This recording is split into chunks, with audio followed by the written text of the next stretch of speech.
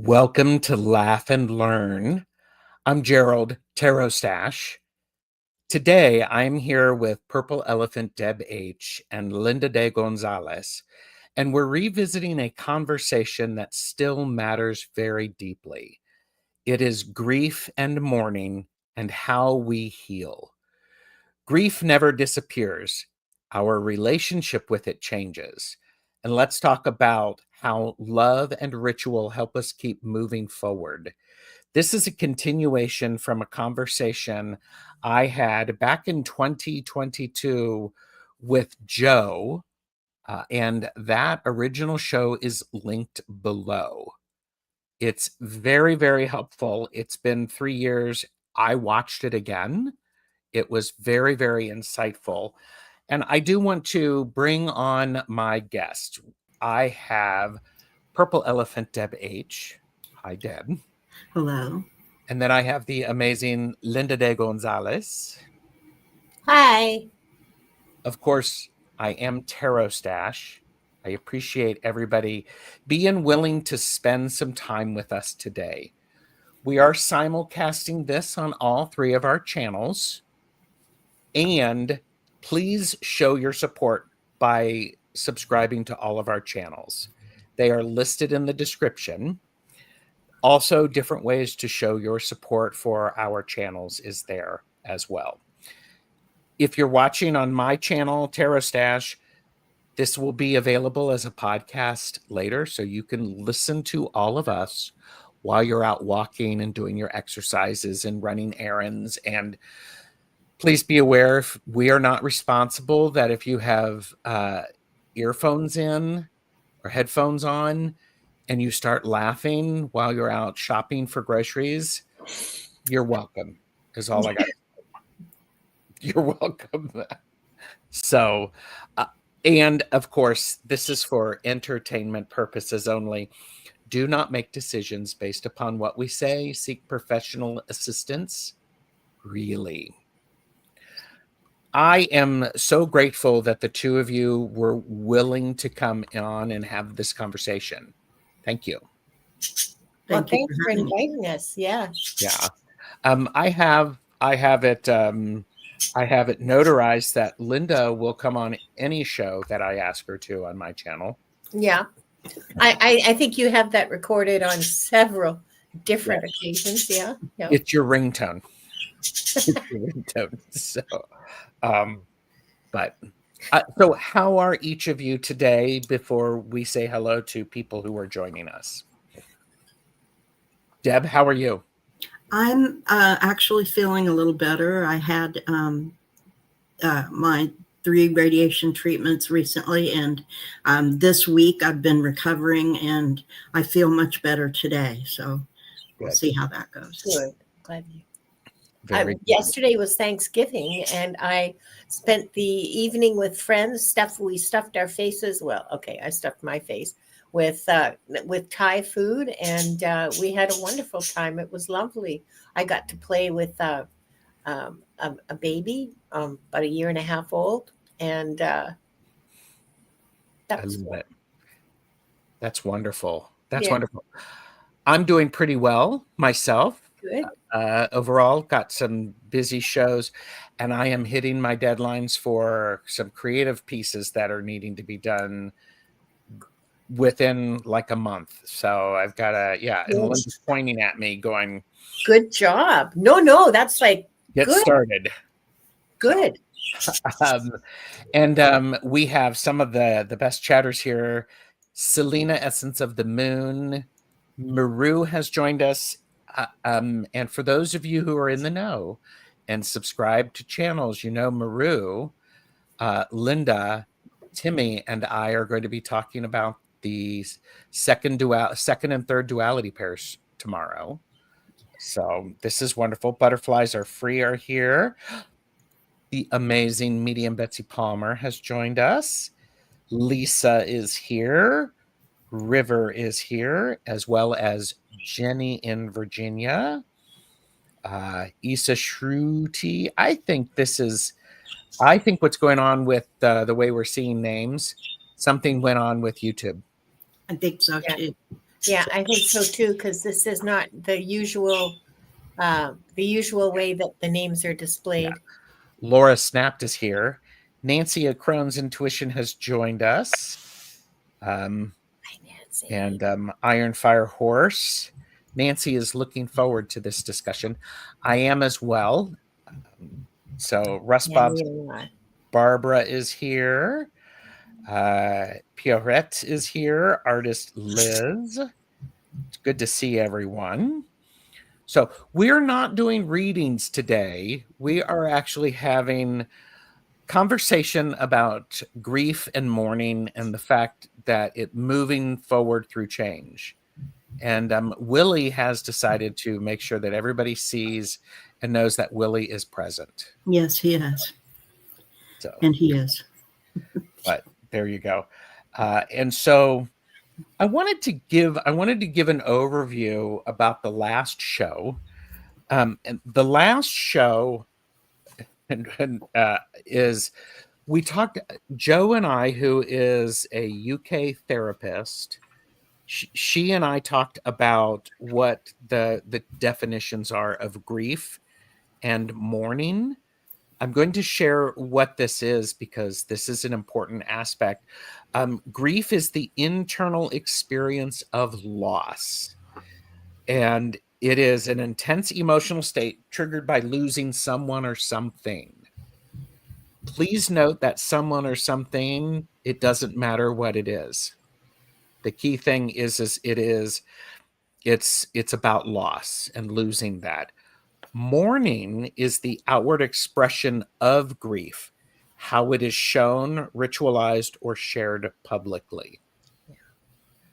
I think that is a really important aspect. Key things that Joe and I discussed were everyone grieves differently. There's no right way to grieve. The right way is your way, and judging others for the way they're grieving can actually be pretty harmful. And let me know if that happens. I'll take care of some things for you. Grief is messy. It's not linear. Don't try to make it linear. Loss takes many forms.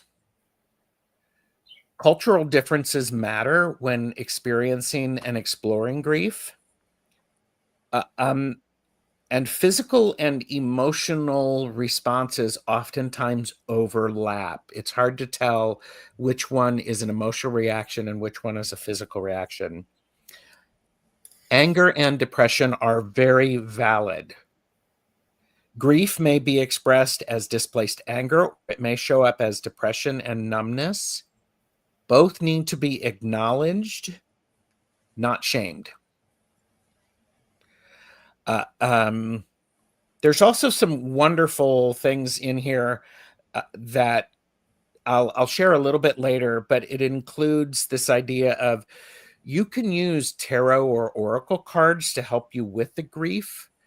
Ask gentle questions like, what can I do to support myself today? It should not be used to bypass or disassociate from the grieving process. It also does not take place of seeking professional help. And hospice workers are superheroes.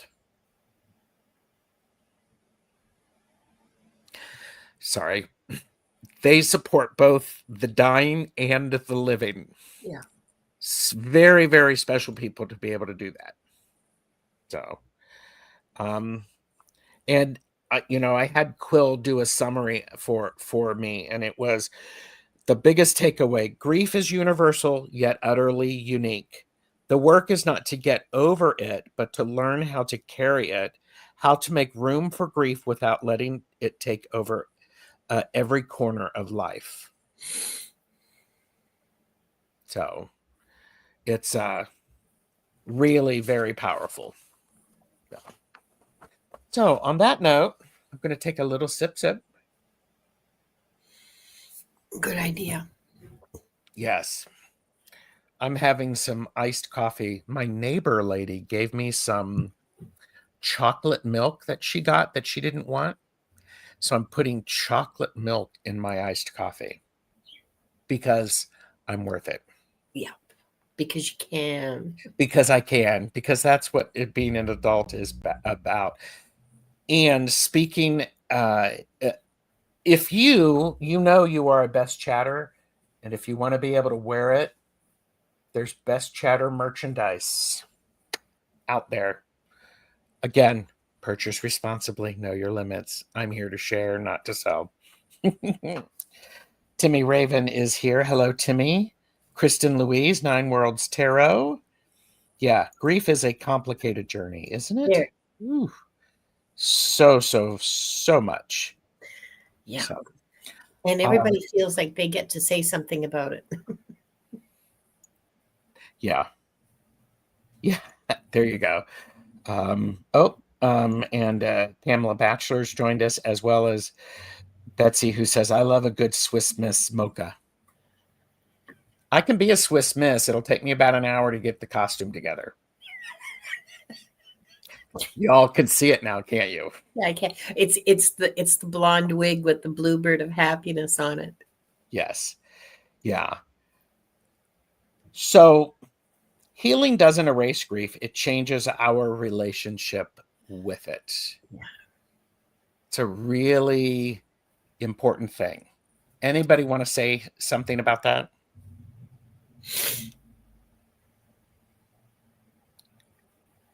You're muted, Deb.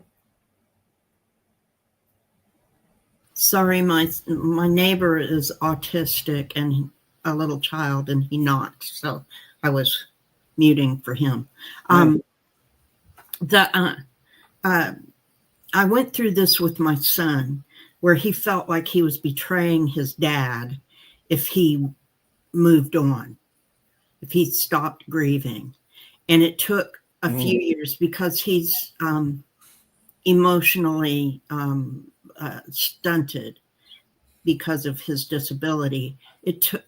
His age emotionally does not match his age chronologically.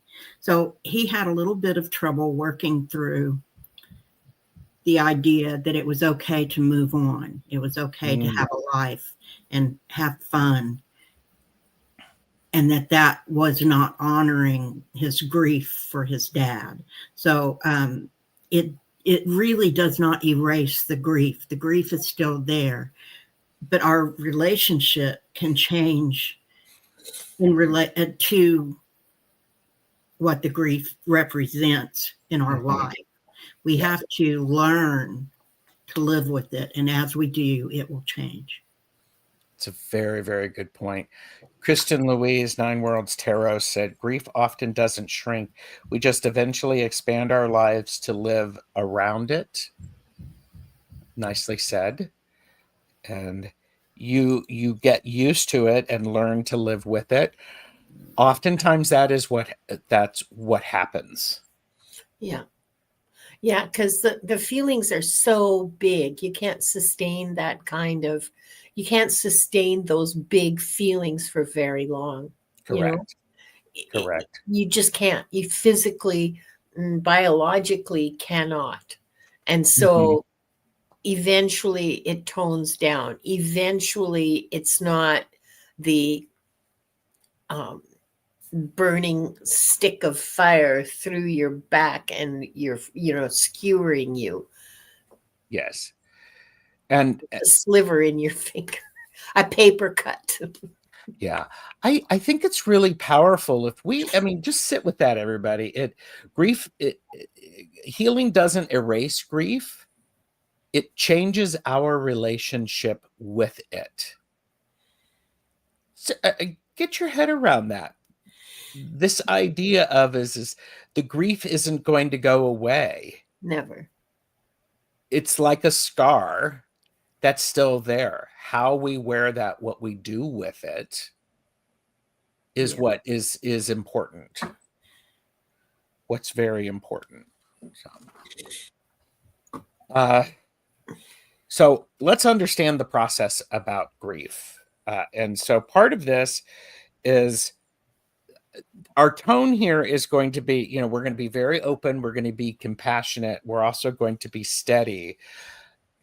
When we think about grief and mourning, I have a, guess what, #overachiever from a professional psychotherapy social work standpoint. Grief is a natural emotion, cognitive, physical, behavioral, and spiritual response to loss. It's the internal process of adapting to a world that has changed because something or someone of significance is gone. Mourning is the external expression of grief. Mourning is shaped by cultural, religious, and personal practices. It provides structure for the grieving person and signals to the community that support is needed. I love that last part of that because it gives structure to a grieving person and gives them, the community, a signal that support is needed, some understanding, and a bit of compassion. So we have Nancy has said, my husband passed over 2.5 years ago. Just recently, after much shadow work using the tarot as my therapist, I was able to have my deep wounds healed. I have hung my favorite pic of him to see first. Can I just share Yes. something? Yeah. Y'all know my friend Brenda came here last summer to over the summer to visit me and ended up having a stroke. Poor woman. Anyway, yeah, don't come visit me, all right? But it was just before she came that my son took his life 8 years ago now. And it was so difficult at first because it's so unnatural. You're not supposed to outlive your kids. Like that's the law. That's the rule of nature. Okay? Now, when he was 17, my late husband painted his portrait. My late husband was an artist. A pretty good one. I mean, not stellar, but really pretty good.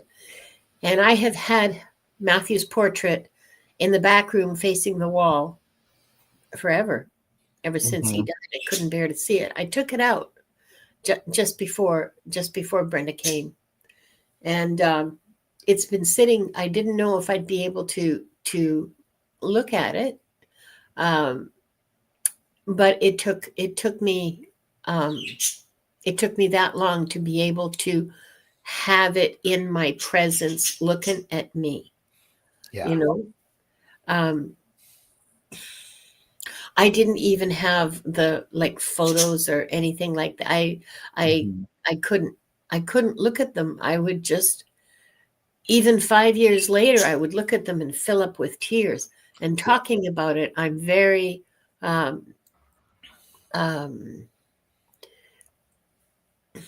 I'm very emotional talking about it, but mostly because of my process. It's not so much because I'm talking about Matthew. It's just the whole process was so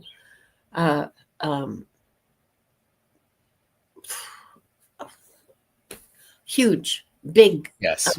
hard to process, hard to go through. So much. Well, there's so much guilt with a suicide, right? There's so much guilt and regret. Should I have phoned? What should I have done? What could I have? There's so many things that I could have done. I could give you a list a mile long of everything I should have done. And maybe he'd still be alive today. So that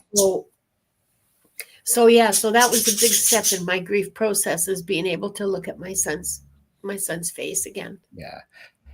Nancy continued that and says, to see it first thing in the morning, this brings me joy, but the journey was long and hard. Yeah. And it's going to continue to be that process. Yeah. Absolutely. Thank you for sharing that. And Jilly Littleson Crone has joined us. So it's great to see you, Jilly. When you lose someone you can't replace, that's true. When nothing takes the place of that person. Oh. At all. So, Yeah. Yeah. I mean, it's ridiculous to think that. And the same goes for when you lose a pet, you know, when you have to say goodbye to a cat or a dog or a bird. They're your heart companions, yes. you know, and getting getting a kitten or a puppy later does not mean that you're replacing that that replacing your friend. It means that you have room in your heart for a new friend. Mhm. Yeah. Betsy is heading out, and Linda, you are getting so much love and Yeah, support. thank you so much, everybody. Thank you. I Yes. appreciate it. I really appreciate it. Yeah. But you know, the worst part was the first 3 years after he died. I couldn't talk about it. I started to cry, and I Of course. Yeah. couldn't talk about it. Yeah. Yes. Deb, you're still muted if you wanted to say something.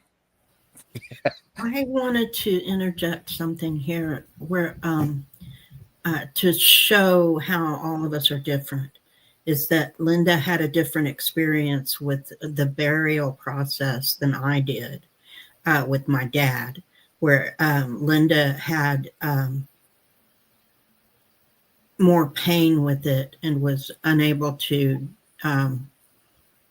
Okay, let me tell you my experience. When my dad passed, um, he wanted to be buried in the family cemetery out in the country in Oklahoma, and so in the hills. And so my uncle made a contract with the cemetery committee to allow him to dig a hole. And my dad was cremated, and we, my family, took him and buried him. We put him in the hole and we covered it up.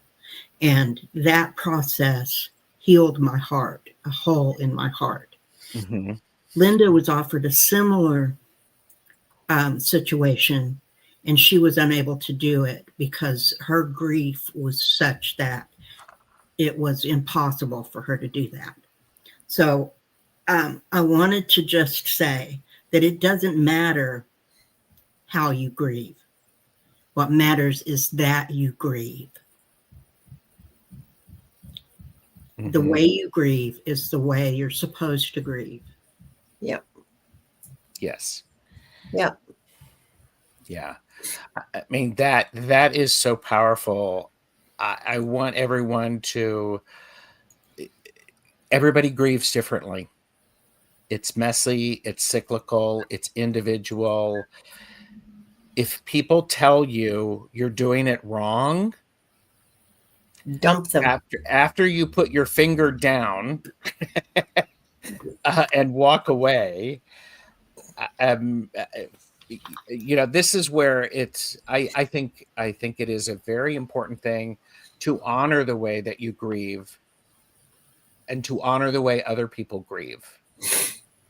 And that's hard to do sometimes. Well, yeah, and people like I know women who have lost their husbands, whose own family, their brothers and sisters, are saying to them a year later, "Well, now you should be over. Why don't you start? I know a nice old man. I know, because like they're all my age, right? I know a nice man, and I can introduce you. And all you should you know." You should look around. Like, you're still a young woman, and you're still, you know. Mm-hmm. And I just want to tell those friends of mine, just punch them in the nose. Yeah. because that's just such a, and they don't stop. Like, they keep nagging them. It's like an unpartnered woman is somehow an offense in the sight of God. You know, you can't just leave her alone to live her life anymore. Yes. Yeah. No, it's, you know, River said, I clung to the quote, what is grief if not love persevering? Yeah. Yeah. If you love, then you will feel grief. Yes. Mm-hmm. That just, you have to accept that. Yes. And for most people, the first experience of grief is losing a pet. You know, when you're a little kid and Rover dies, that's your first experience of grief. And I believe that it shapes you for your experience of loving and grieving in the rest of your life. This is just my theory. I don't know anything. Okay. Talk to a professional. Not me. And part of what this talks about, the everybody grieving differently, there's grief across cultures.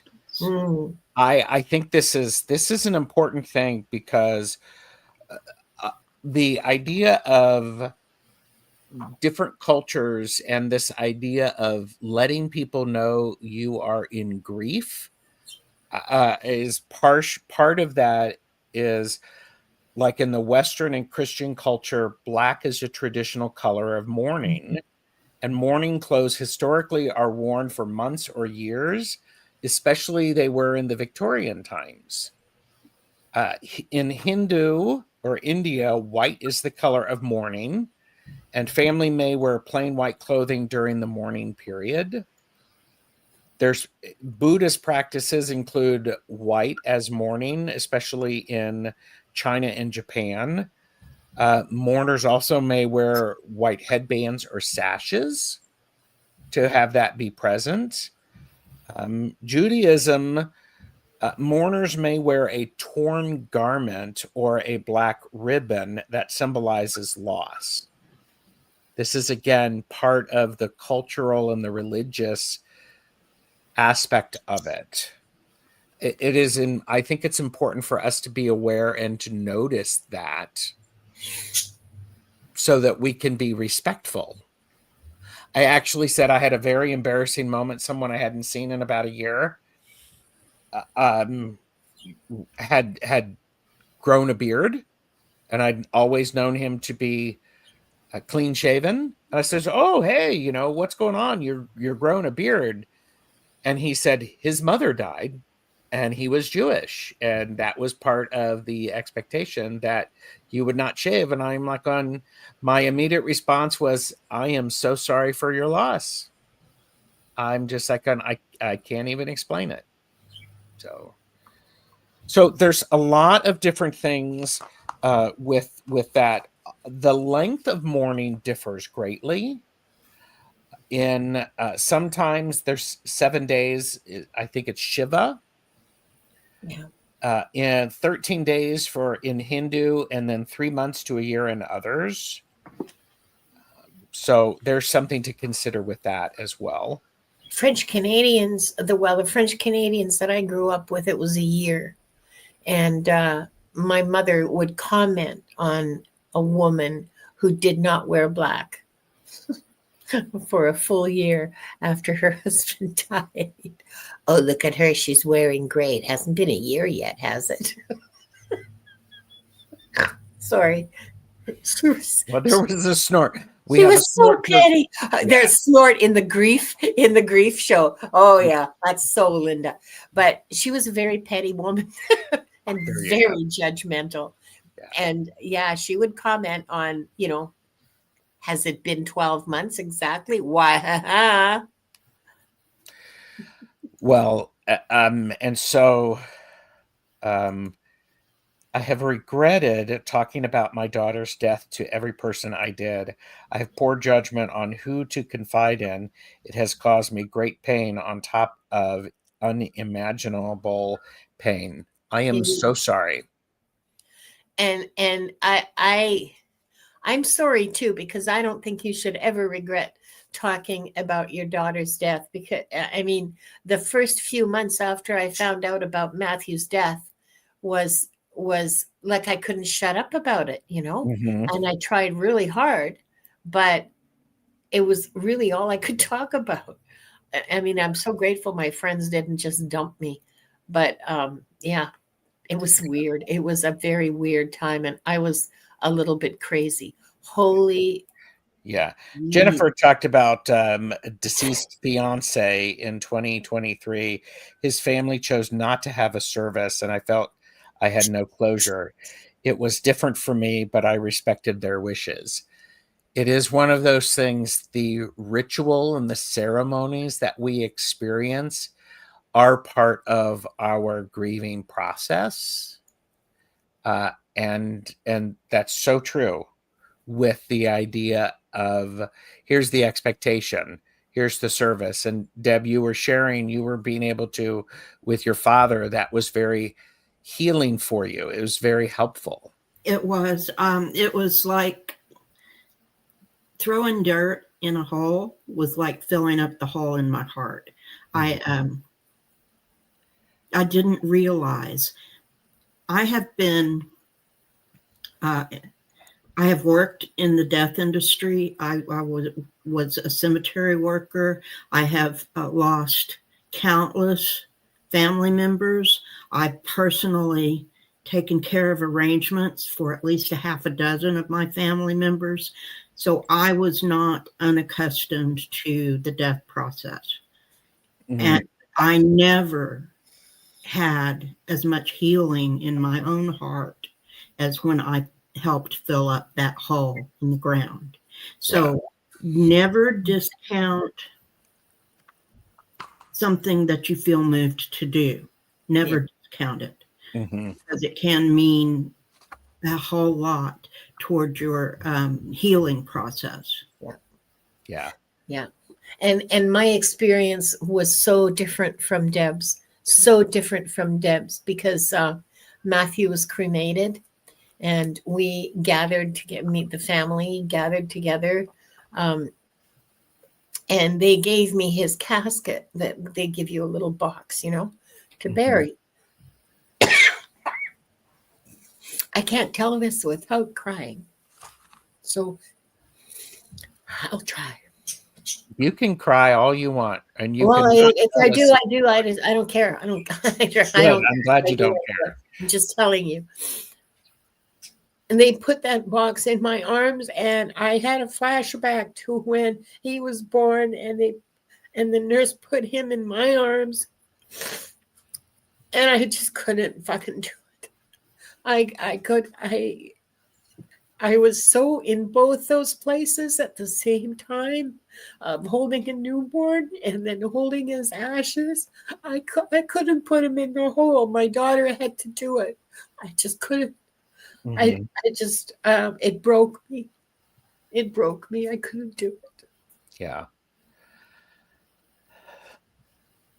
It took me a long time to even be to let myself remember that moment. Yeah. Geez, you think I'd have Kleenex handy?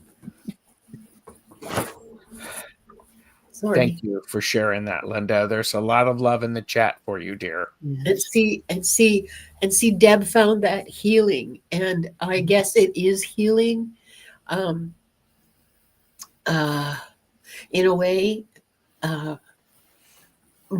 But I was just so frozen in those two moments that were both equally real to me at that time, at that moment. Both were equally real. It literally broke me. Yeah. Wow. Thank you, everyone. Jilly says, I'm so glad you don't care. Cry and cry, and OMG, I'm crying too. You were there at the beginning and at the end. Yeah. That took all your heart, all your mother's heart and strength. Bless you. Yeah. It's indescribable. But I'm here. I have a new life. Mm-hmm. I have new friends. I have this whole community that I didn't have 8 years ago. Mhm. I have another new life that's opening up for me soon. I new things that are happening. It's not like my life stopped. It's not like my grief for Matthew prevented me from living.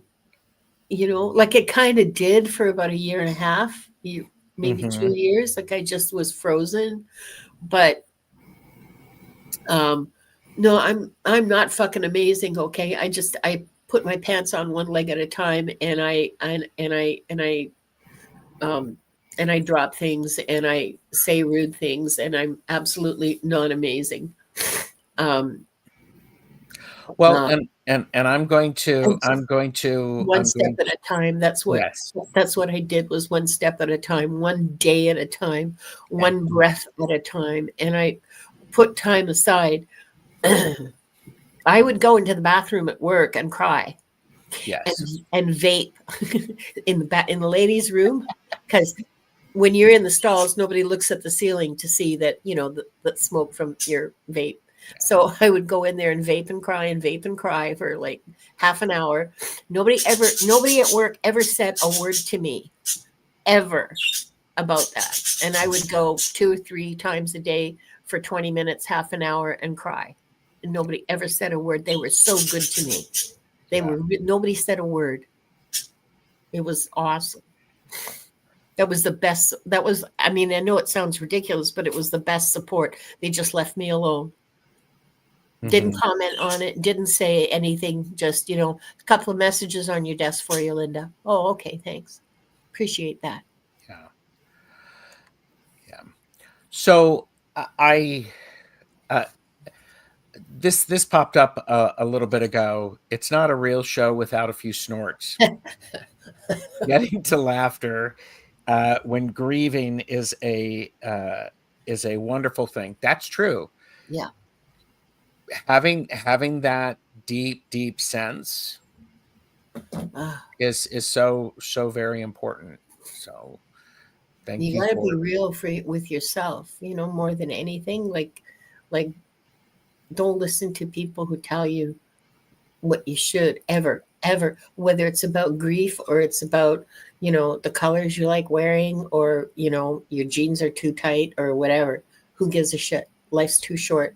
Honestly, do not listen to people's opinions of if you're acting from your heart, if you're being who you are authentically, and you're not trying to play some kind of role, if you're being who you really are and you're doing what you're called to do, fuck them. Yeah. I wanted to add something in the grief across cultures. My dad is from the Appalachian foothills in Oklahoma, southeastern Oklahoma, and there is a different culture there. And the respect that is shown for the grieving there is also helpful and healing. I can remember when my granddad passed in 1968, we went from the tiny town we were in to the township to go to the church to do the service. And there was a construction crew on the side of the road, and the construction crew stopped working, lined up on the road, took their helmets off while we passed. So whatever culture you're in, if they show respect to the grieving, then you are blessed, because then you can kind of count on them to help you through it. You can count on them to bring you dinners past the first week. Yeah. You can count on them to check in on you in 6 months and say, how are you holding up? Yeah. The culture that you're in, if they show the respect, then I think that you can count yourself blessed. Well, and I think it's important for us to be aware of other cultures' traditions because they're different than mine. And if I can watch that and I go, ooh, wow, what a visible sign of community support and connection. It's so powerful. And there are some, I was raised Catholic.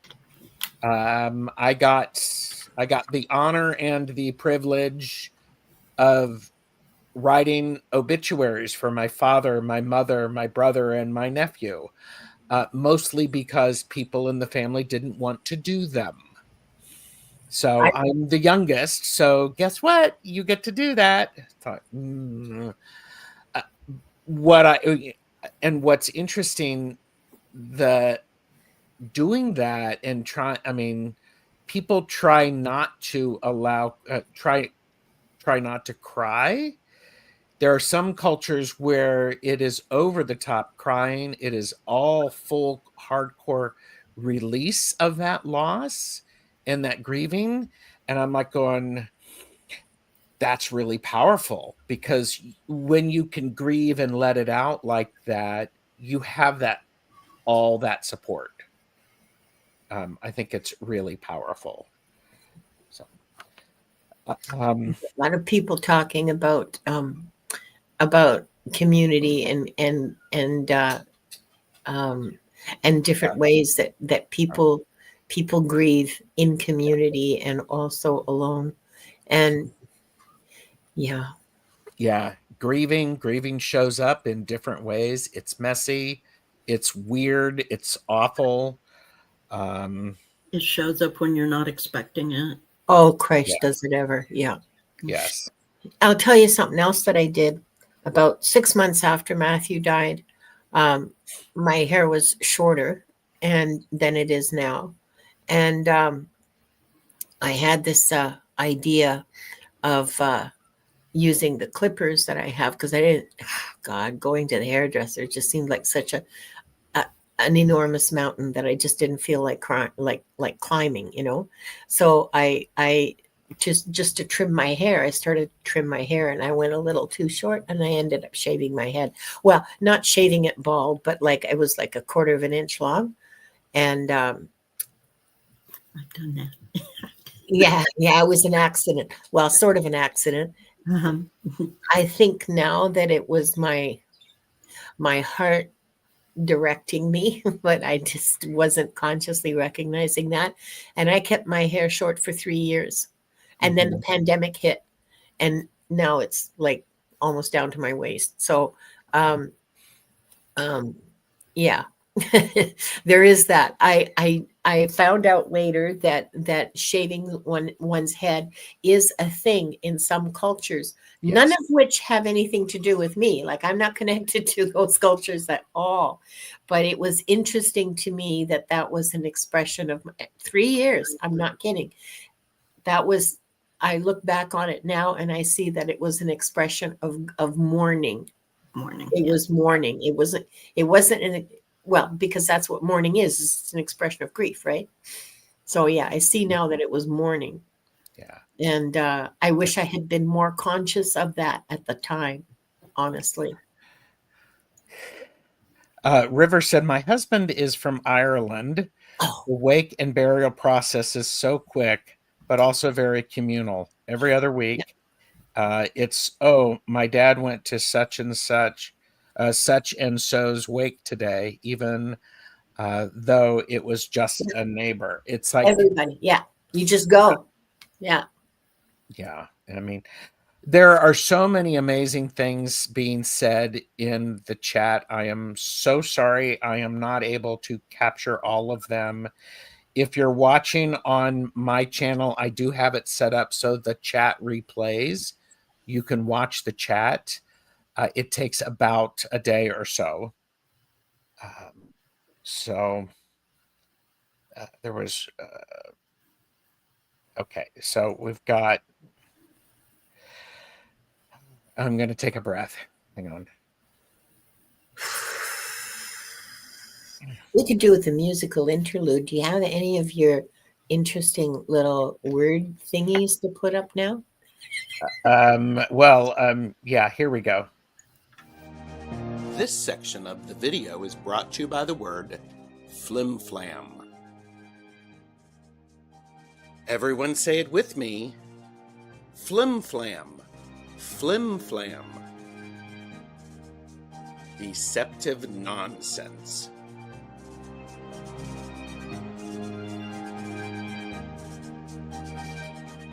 No flim-flam here. Like, share, and subscribe to our channels. Flim-flam. I know what y'all thought I was going to do. Y'all thought I was going to play a particular word. Nope, It had something to do with the tears in our eyes. No, I actually had no idea what you were.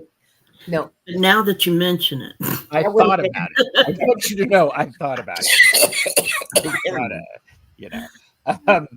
So, in the interest of making sure, I think what's really important is let's talk about living with change.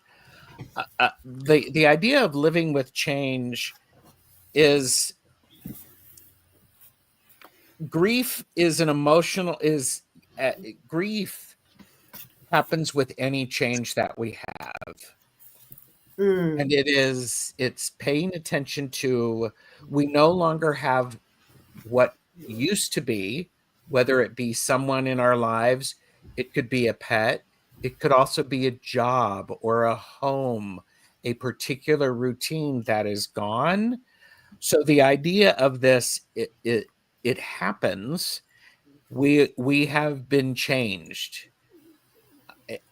There's an idea, let me get the full title. Melody Beattie wrote the book The Grief Club. Yeah. I remember that. Yeah. The Grief Club is very, very helpful. And I'm actually talking, I'm teaching a friend to knit. One of the things she talked about was this is a club that nobody ever wants to join. But when you join it, you're always a member. Yeah. It gave me pause to go, ooh, I never really thought of that. And one of the things that I noticed is I had an opportunity to meet with her to teach her to knit. Oftentimes I would be listening. I would be listening with compassion and an ear to what the process was, because her sister passed away unexpectedly, and it really left her for a loop. Of course, as expected. She was reading this book. I was listening to her. And part of what I said to her was, you do realize what you're doing is exactly normal and it's okay. Yeah. She's like, I don't want to feel like this. I know nobody does. Nobody does. Yeah. I did notice that, we would talk, and oftentimes the first time we were together, it was a good 45 minutes of talking about what was going on. A couple of months later, it was just about 5 minutes. I happened to mention that. I said, I want to honor you and recognize you are doing the hard work. You're showing up for yourself and you're honoring the way you're feeling. And she's like, oh, I didn't notice that. And then, of course, that made her sad. She was not thinking about it as much. But you said you're still a member of the club, and it's going to show up unexpected ways. Yeah. yes. So, yeah. One of the things that I did, now this is living with change, is what therapists call processing grief. You're sitting with it, and you really are kind of working through it. One of the things that I did, and I'm probably unique in this, is that I got lost in video games. I played video games from the time I woke up in the morning until I went to bed at night. I didn't want to be here and feel the pain. So if I occupied myself playing video games all day, my favorite ones were like episodic ones like the Lara Croft games, Tomb Raiders, and those kinds of games. Devil May Cry, all of those. I would play those games with the puzzles in them, and that would occupy my mind so that I thought I didn't have to process the grief, but it was my way of processing the grief. It was my way of working through it. So I thought I was not feeling, but I actually was, because I was working out my feelings through what was going on the screen. And I was participating in it so that it made something concrete for me to do. I'm glad you were able to let yourself do that. That's important. I've always done it. I even did it when video games were pinball machines. I would go down to the corner and play. My dad said it wasn't ladylike, but I would go down to the corner store and play pinball. I have to do it twice as hard. Yes, I've always done it ever since. So I even before video games, I was doing it. But it was always my way to work through things. I don't do that as much anymore. I do it once in a while, but now I play games for enjoyment. I don't play them because I need to. Yeah. Timmy shared playing video games as a form of TarotStache. What Linda said, meditation. How kind of a word is that, Timmy? Jeez. Yeah, I need to write it down, and it could be a word. Hypnicity says, I process a lot of thoughts while playing video games. We all process, and the idea of processing is a natural aspect. Maybe it's diving deeply into a new study, a new topic. Could be gardening. It could be sleeping. It could be. Yeah. And let me tell you, there comes a point when we need to realize, all right, now I'm avoiding instead of. That's okay. It's okay to avoid. It is okay to avoid to a certain point when things start to get a little weary and one gets whiffy because they have not showered in a number of days. I know showering's overrated. Hot baths is where it's at. There you go. Oh, here you go. Focusing on things outside of yourself to induce peace of mind. Exteroceptive. Obviously a patriarchal word, am I right? Yes. I think he just made it up. I don't really and Monkey agrees. Monkey agrees. So living with change, here's an interesting thing. Note the word living. Yes. Yeah. The way one lives has changed because of the loss, whatever that is. Oh. Do you have something you want to put up? Me? My craft is pottery, and I worked through a lot while I'm elbow deep in clay, but my mom was my pottery business partner, so getting back into it was complicated. I'll bet. Yes, very much so. And it is very hard. That's really difficult. I'm so sorry. Yes. Wow. And I saw a comment earlier from someone who was told, and I'm sorry, I don't remember who this was. Please forgive me. There's a lot going through my head right now. Who was told that, I guess when their brother died, that your brother wouldn't mourn you the way you're mourning him. There you go. Yeah, it was low. Yeah. That's a really shitty thing to say, first of all. Mm-hmm. And it's really cruel. And it was like, what was the point? Just to hurt you? And secondly, how could they possibly know? Correct. Vanessa shared, sometimes I'm okay. Don't talk to them anymore. Yeah. Well, yeah. Sometimes I'm okay when it hits me in the chest so hard that I have to pull over and cry. Yeah, I've had to do Of course you do. that. Yes. Yes. Yeah. I think it's really very important to be able to do that. Okay. When my mom passed, I was so devastated. And then within a year, I had a stillbirth. And I was so devastated for about 2 years that I couldn't function. And then when I did start to function, then I didn't do things.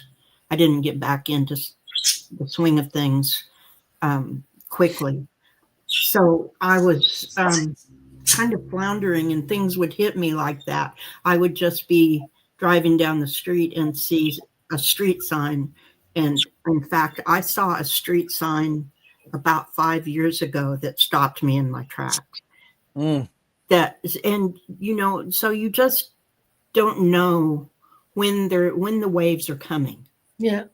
Yeah. Now they may get smaller, but they may never stop completely. Yeah.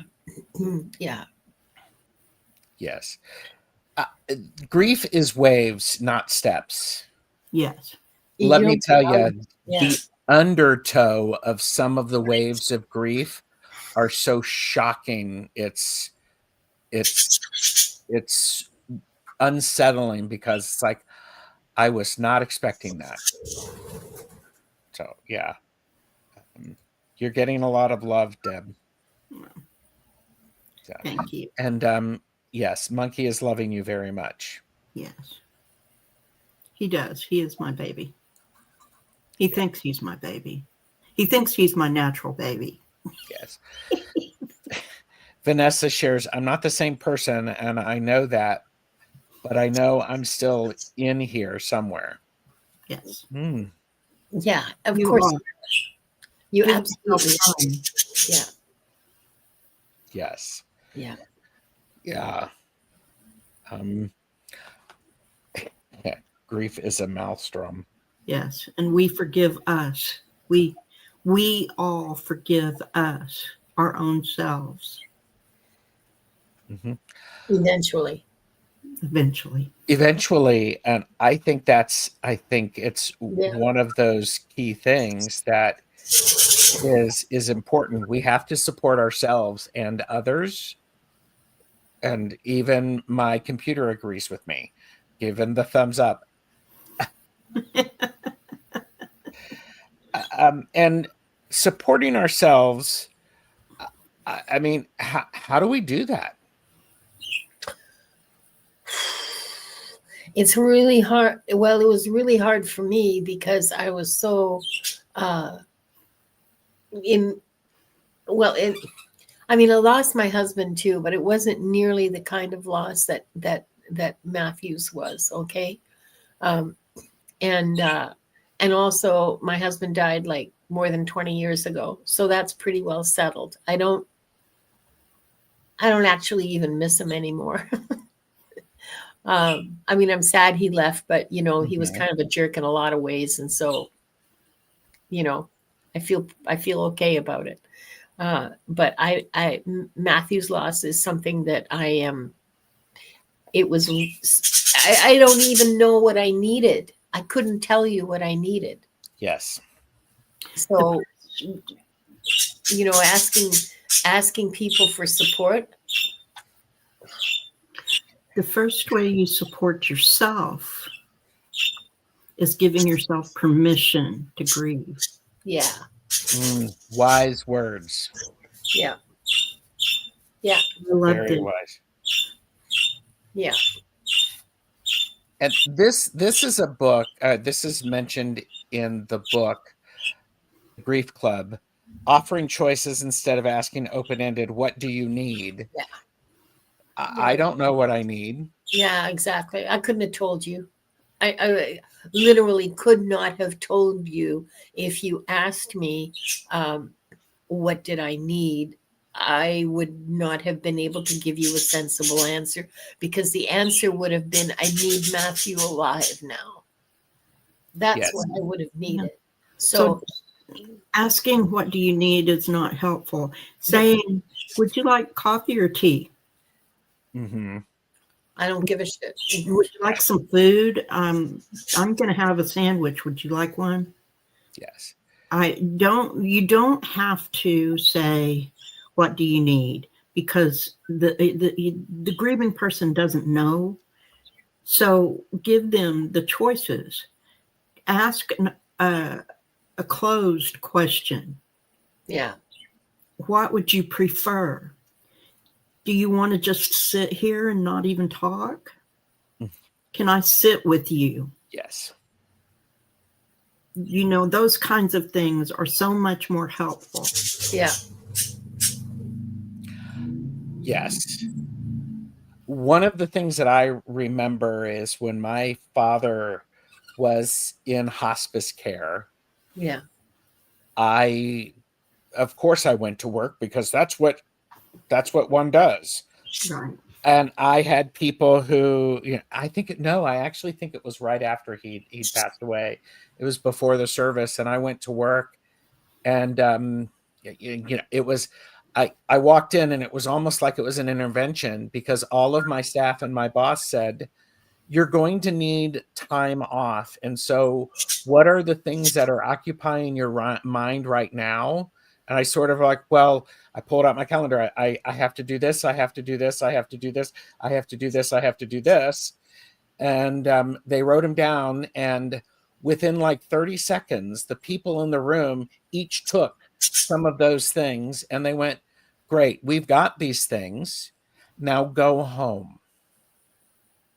And I said, I need to be here for a little bit. I need to be around people, and so I don't need to think about this. And they were all very good with that. And but then at the later in the day, I went, okay, now I'm going home. So this idea of what do you need, it may be heartfelt. People who say it, they're saying it because they want to help. And I believe they're meaning it for all of the right reasons. Out of love. Yeah. They're saying it out of love. And, I watched something on social media recently where some guy said to his friend, I know you're grieving, and I know you don't want to talk to anybody right now, but I'm going to call you at 9:45 every day, and you can pick up and we can talk, or you could not pick up. I'm okay either way. Sure enough, the guy called 9:45 every day, and it was about a week before the guy actually picked up the phone.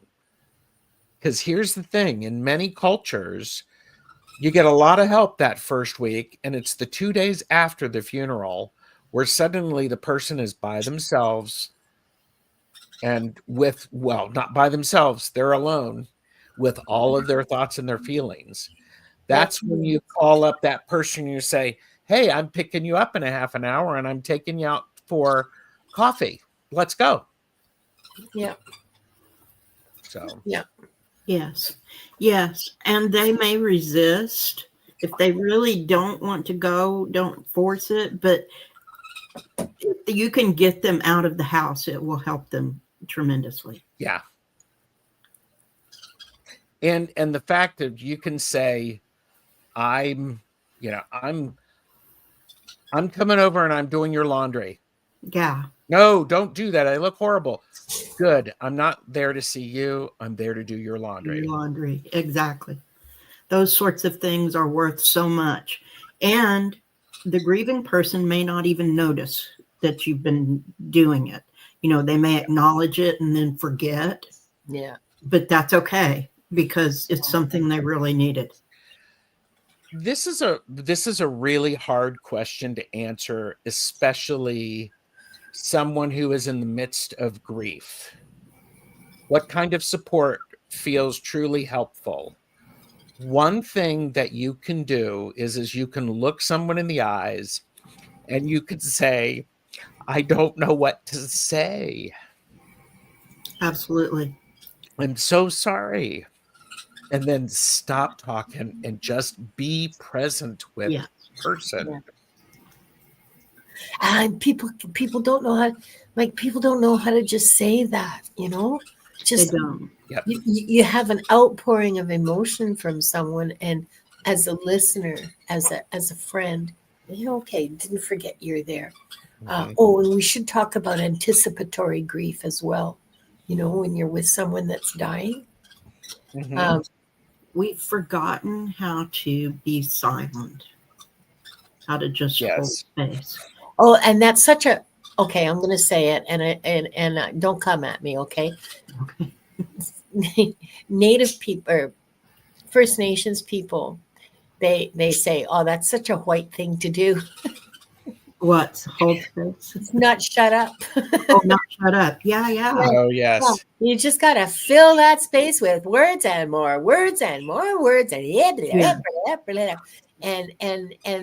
the people that see that that's powerful. Mhm. And see, Native people will just sit there, and people think that I'm aloof and standoffish when I don't like them, because I just sit quietly with people because I'm enjoying the vibe, and just being there is good. And oh man, she doesn't like me. No, why? Because I don't all the time. Yeah. Yeah. And River brought up Shut up. Just shut up and be shut there. up and be present. That's why you should all be knitting or doing needlepoint or crochet, something like that. Yeah. Because you can just be in the same space. Yeah. River said people from Mom's church and her friends reached out so much that it was overwhelming and felt invasive. But her best friend gave me space and support from afar, and is now a good friend 4 years on. Yes. So there is this need to pay attention to how much, because let me tell you, sometimes the support that is needed is to be left alone. I wanted to address what Linda said about anticipatory grief. Yes. I had, as I mentioned, lost my mother when I was 22 years old, and then I had a stillbirth when I was 23. With my mom, we thought she'd had a stroke. We took her to the hospital. They said, no, she has a brain tumor, and she's only got a short time to live. And she lived for 5 weeks after her diagnosis. In that time, they bombarded her with treatments. They did brain surgery on her. They made her lose her ability to communicate. It was horrible. And all this time, we knew that her body was shutting down, and we're about to lose her. And you do cry all the tears, and you think that you're ready, but you are never ready. No. You are never ready.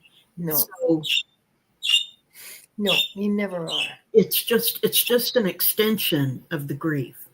And the anticipatory grief is just an extension. And here's another thing. When my son was born and he was disabled, I had to grieve for the child that I would never have. Correct. I had to grieve for, not ever getting to see first steps, for never getting to, it took 4 years for him to say words. All of the things that you have with a normal, healthy child, I didn't have any of that. And I had to grieve it while I was taking care of him.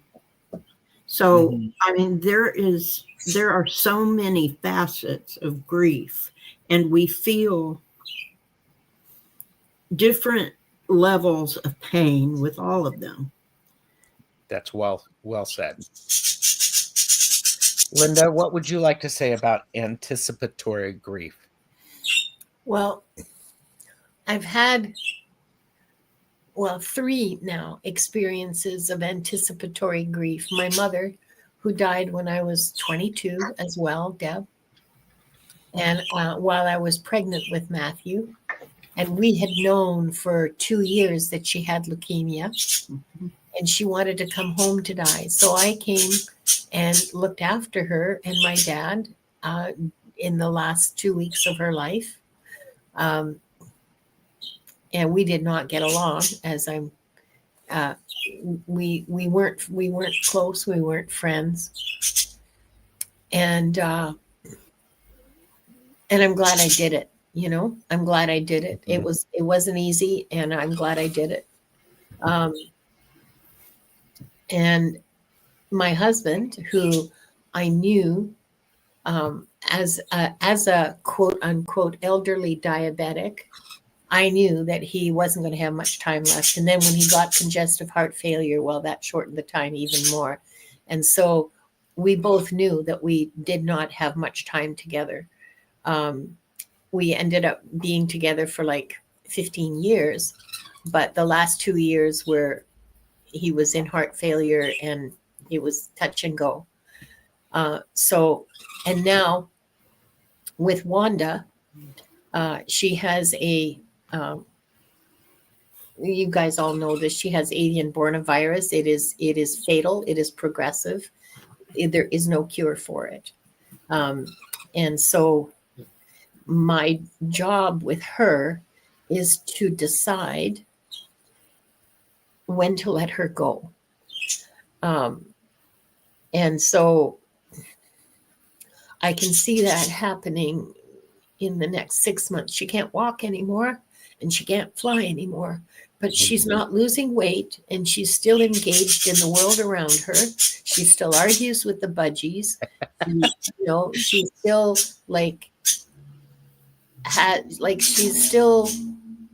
she's still connected to the world around her. So that's going to be a really, really tough decision to make that's coming up. And what I have to say about all of those experiences is the thing that helps me the most, and it'll be different for you guys, okay, pretty well, I'm sure, because none of us are the same. What helps me the most is being in the moment. Mm-hmm. She's here now. I love her. I treasure her. I'm giving her medications twice a day, whether she takes them or not. She gets her little nugget of medication with medication in it. And, but this has an end that's coming. The relationship will end soon. And so my way of coping with it is just not thinking about the end, just being here now. That's just how I'm coping with it. Yeah. Okay. So anticipatory grief, like I've seen other people say, and I think you said it too, Deb, you can't grieve ahead of time. I know that my dad cried a lot when we found out my mother's diagnosis, and he was just overwhelmed. And when she finally did die, he said to me, all bewildered, he said, but I thought I did all my crying, and it still hit him in the gut. And I'll tell you, when my husband died, I felt like, even though we knew all along, I felt like I had, that there was a missing, like I had a missing limb, and that my skin, I didn't have, it felt like a really bad sunburn. Like I could not stand being touched. And what I ended up doing was, to cope with it, was going to the Family History Society library and just I went there like every weekday that they were open. I went there from the time I came home from work to about 8 o'clock at night and researched in the microfiche and everything, my birth family's genealogy. I got very good at it. I got some really interesting results. And it turns out that that's not my genetic family, because my grandfather of record is not the grandfather who actually donated the sperm. So it's a long story and it's very funny. Well, I think it is. Anyway, so so in that dark place, looking at records of families, that was how I dealt with partly how I dealt with my dad's death, because that really hit me hard. It was my dad's death. And my husband's, both of them hit me hard. But man, when my dad died, that was the first real deep grief I experienced. We're all so strange and we're all so weird, aren't we? And isn't that wonderful? I think so. Yes, absolutely. One other idea that comes up in the Grief Club by Melanie Beattie: every major change comes with grief. Recognizing that reduces shame. When you recognize you are grieving, it reduces the shame about it. Yes. How interesting. Mm-hmm. That is interesting. I had never would have connected grief and shame that way. No. Yeah. That's really interesting. It's one of the things. Hello, Beth. Beth loves that. It rings true. It does, doesn't it? Yeah, it feels true to me, but it's not something I would ever put together. I need to think about that. I think that shame comes out of our modern thinking about death, that we should be able to put it in a box and sanitize it in such a way as to be able to get past it in a week or 2 weeks or a month. But the problem is with that is that's not part of living.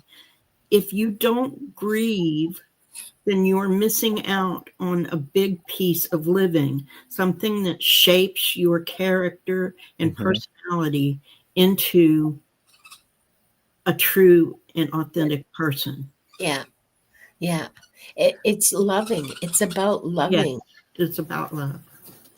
It is an important aspect to when there is loss, you share it with people so they can, bless you, so they are able to grieve.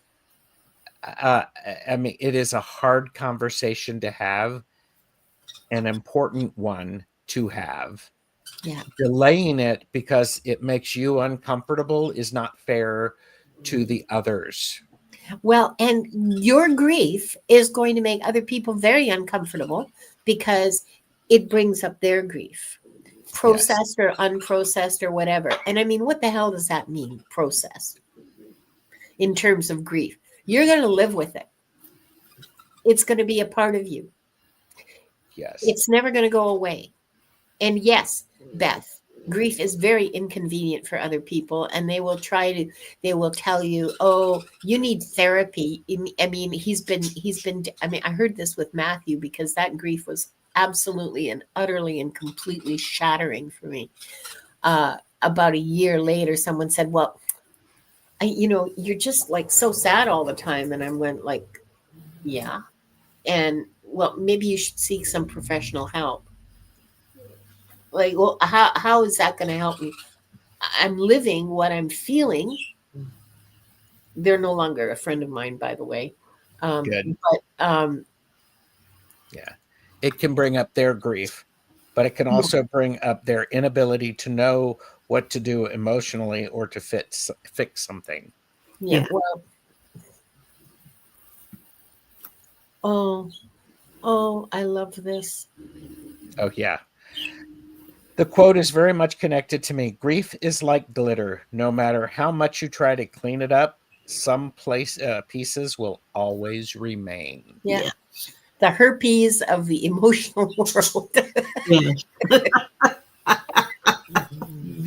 I think this is a really good visual. The importance of honoring and recognizing the loss frames it so we are able to move on and to find gratitude in what is going on. There's even, here's a paradox. I have gratitude in the grieving process. Yeah. Yes. And what Hypnicity said, that's when you learn to appreciate the sparkle. Mm-hmm. Yeah. Yes. Yeah. Very much. Very much. So. What? Oh, I mean, this has been wonderful. One thing that's really important is this idea of keeping compassion sustainable when grief feels constant. Yes. It's difficult. It is very difficult. I would love for people to tell me how they do it. Sometimes I struggle, and I'm going to share this because sometimes there is a feeling of grief fatigue. Yeah. It is so constant. It's like, oh, mine. Observing others, observing it across the world. It's just like, I don't know what to do about that.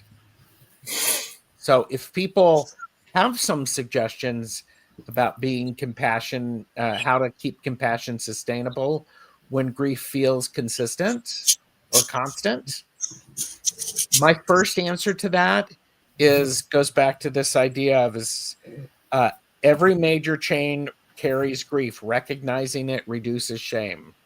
Yes. Yeah. Yeah. And I think part of that is recognizing that grief is triggering your grief over whatever. Well said. So look after your own business, and then the compassion just fills in the spaces. I don't know. I'm not expressing myself very clearly, I know, and I'm trying to find the words. But that's as close as I can come. If you can look after your own, like clean up your own mess inside of you, your own grief, and be aware of your own grief and how the two are interacting, your friend's grief or your loved one's grief and your own, and find the compassion in there for both of you, for yourself. Yes. In feeling your grief, and for your loved one feeling their grief. Mm-hmm. Yeah, be okay with not being okay. I have not been okay for like 30 years, and I'm fine with that. Me too. I'm there with you, Linda. Yeah. Well, and so this idea, how to keep compassion sustainable when grief feels constant. Madame Moreau suggested, turn it into anger and use it for fuel to make changes. I love the idea of some righteous anger. However, I have to make sure that anger is actually righteous and grounded, because when I am not grounded, I get a little wonky and I may make choices that may not be the best, that I may regret a little bit later. Or immediately, in my case. There's something that I do is I try to do something creative. So I'm not artistic, but I can make things, and I can do things like color. And I recently ordered a 519 piece moving thing that with wings and dragons, and it's going to take me months to build. But now I'm curious. Where did you find it? I'm dying to know more about. But anyway, go on. Yeah, sorry. Anyway, I'll tell you later. So I found this thing I'm going to build. I have built big things. I've built ships and that sort of thing. So I can do the intricate stuff. I don't see so well, and my hands don't work so good. So we're going to see how that works out. but I have this thing to build. So part of processing the communal grief that we're all feeling right now, what with the way things are in the world, is get creative. Do something with your hands. Yes. And if that creativity lends itself to going out with a sign and standing on a corner and singing songs, do that. Then do it. But whatever your heart tells you to do that, but do it out of love and creativity instead of going for so much negative response. Try to be inspirational in what you do instead of something that you might not be so proud of later. Yeah. I do. I think the idea of telling someone they should be over their grief or they should be dating. There are ways to actually engage someone that you're seeing from an observer standpoint. There's talking about, have you thought about what would help you? And to approach it differently, to say flat out, you should be over this by now.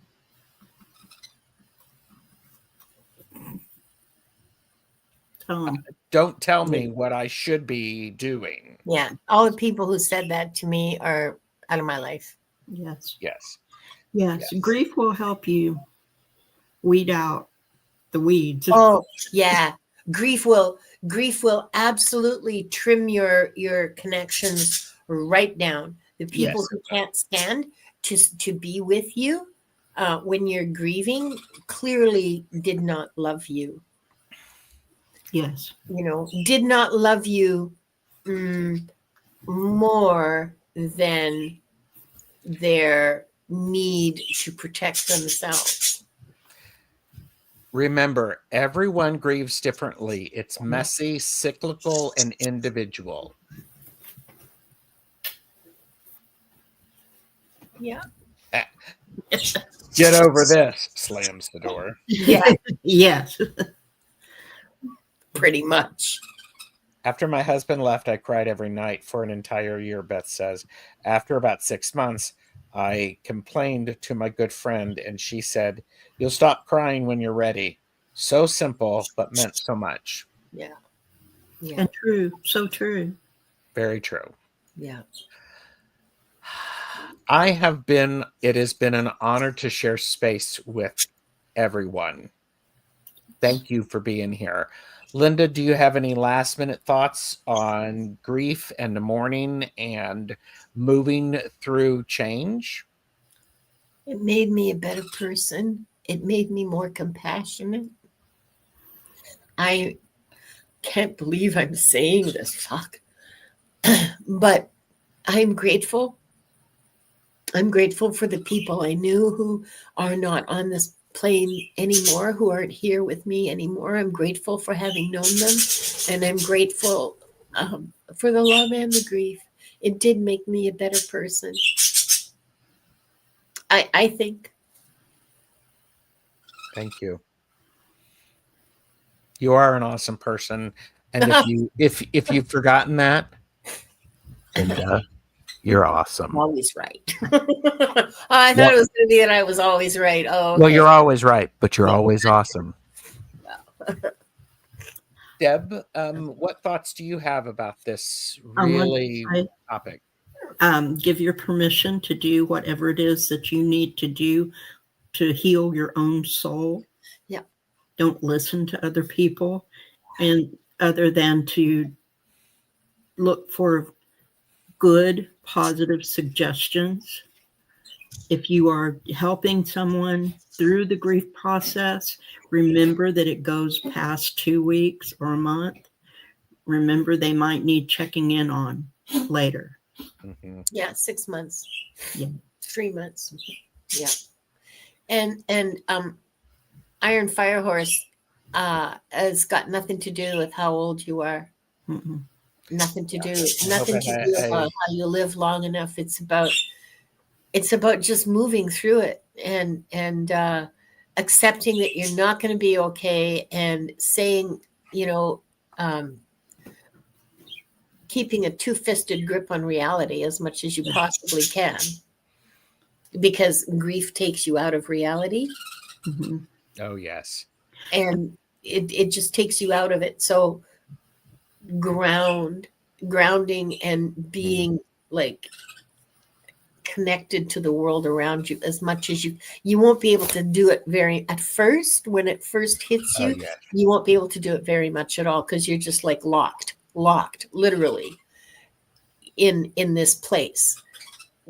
But as time goes on, you can move out of that, go for walks in the park.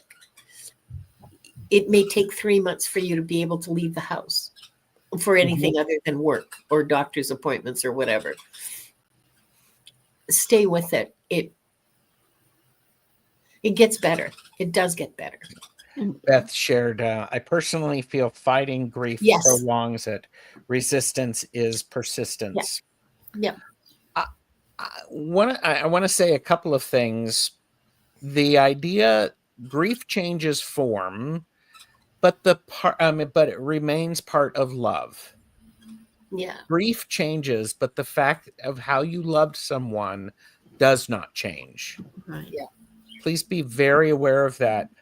I encourage everybody to figure out their little rituals that help them, those micro actions, those little things that are going to help them find a moment of peace, solitude, and connection, whether it be lighting a candle, having a cup of coffee, Going to the garden store.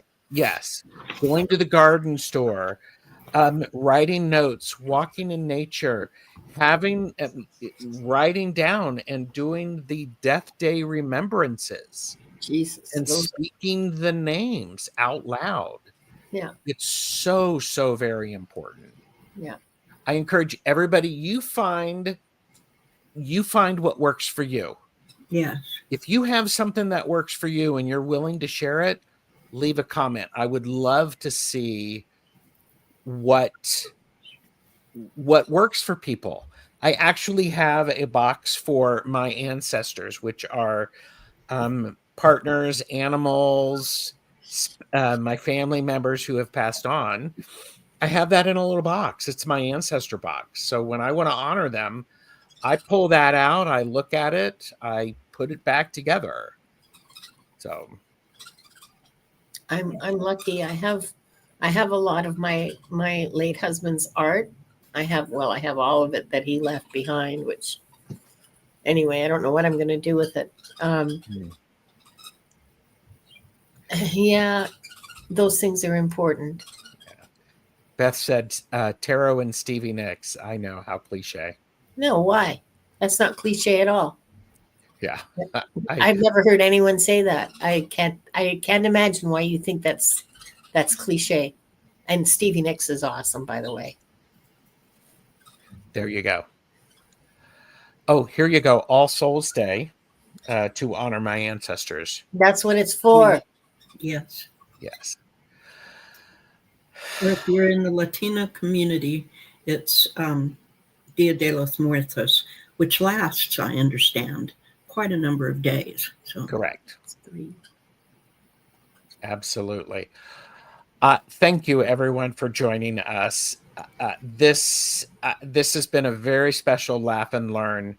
Remember, there is no right way to grieve, only your way. Yes. And be gentle with yourself. Honor your feelings and reach for the connections that remind you that you are not alone. Thank you, everybody. Take care.